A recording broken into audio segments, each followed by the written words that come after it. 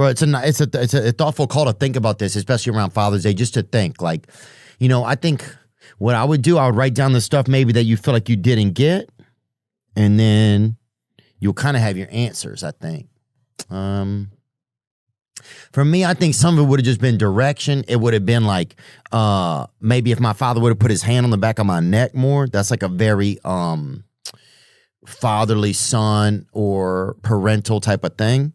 The back of the neck.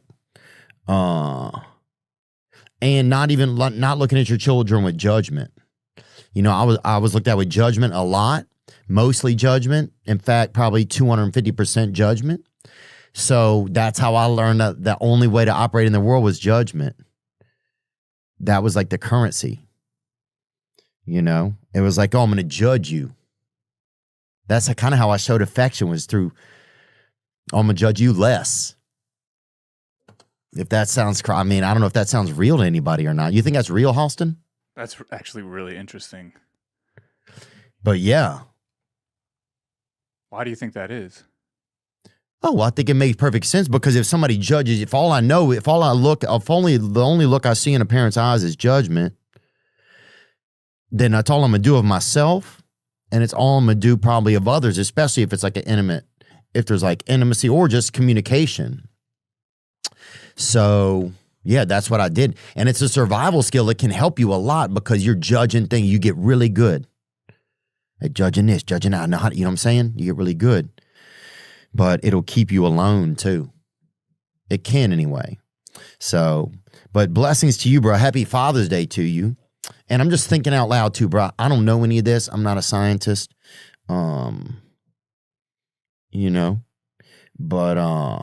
yeah. So, but blessings to you, bro. Tell little Theo I said, what's up, bro? Type shit. BLM. I'll see him in the streets, boy. Gang. Let me see what else we got here. Hey, Theo, it's Mason. I just had a... What's up, Mason? Thank you for calling, brother. Question for you. I kind of just wanted to see what you thought about it and what you... Caught a little Wisconsin there, boy. Or Illinois, maybe, onward. The other day, I walked into a gas station, and there was a man who clearly had Down syndrome. He didn't look the oldest. Oh, yeah, the ops. And he was trying to buy some beer. And I kind of read the situation and knew what was going on. But the clerk actually, you could tell he didn't know what to do. And he kind of looked at it, and he actually turned to me like, sir, what do you think of this? And I don't know if I should feel bad, but I told him it looked good. And he sold to clearly underage man with Down syndrome alcohol. And I'm just wondering if I did the right thing, what you do in that situation. Thanks for you, Theo. Gang, gang. Yeah, bro, of course, dude. If a guy has Down syndrome, give him a fucking drink. Give him a break, man. Cut his work hours a little bit. Like, yeah, dude, I remember when we were growing up, if a guy had Down syndrome, you give him a beer. You bring him. You'd even get some beer from inside. If your dad wouldn't give you a whole can, you'd come and just give him and just let him just drink it out of your hands, brother. Like, you got to support people.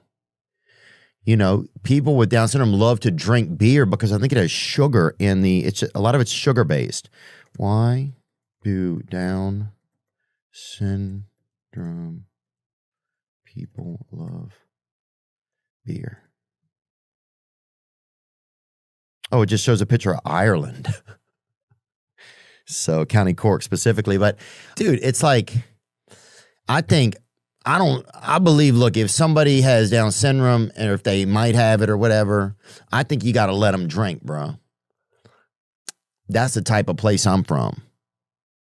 I almost had it. I was on the ropes. And I think you got to let people cook if they have it. And yeah, dude, when I was growing up, we had a guy who had, I don't know what he had. He had something pretty strong, and we'd give him $50, $60, go in there, bro. One time, bro, this kid Damian, dude. And bro, one time we give him the money to go in there, and he fucking went out the back, dude. He went out the back and ran up there to a senior center and broke down a bunch of the wall art in the windows in there. So, you know what I'm saying? We never got our money back, though. But the shit I'm talking about is like, you don't know what's popping, bro. You don't know what's popping. So I don't think we should hold somebody back from having a good time. I do think the underage thing, but if somebody has Down syndrome, bro, I say let them cook. You know what I'm saying? I say let them cook, bro. But yeah, I mean, should you feel bad about it? I don't know. I mean, as long as y'all aren't making fun of the guy or doing something like that, as long as y'all aren't, you know, plus people want to feel included. Buying beer is like kind of like a ritual when you're underage. I'm not saying, you know, I'm not sitting here condoning it. Don't do it. I got to say that for legal reason. But people do it. You know, even Down syndrome people do it apparently. So whatever, bro. You know, he might not even have Down syndrome. He might just live too close to a data center, bro. You know what I'm saying? That motherfucker, he might be all hopped up on data and shit. You know, little Ricky's on that data. So let's take another call here. Speaking of data centers, actually. Hi, my name is Amy Tompkins. What I would love is if Theo Vaughn could talk about or even mention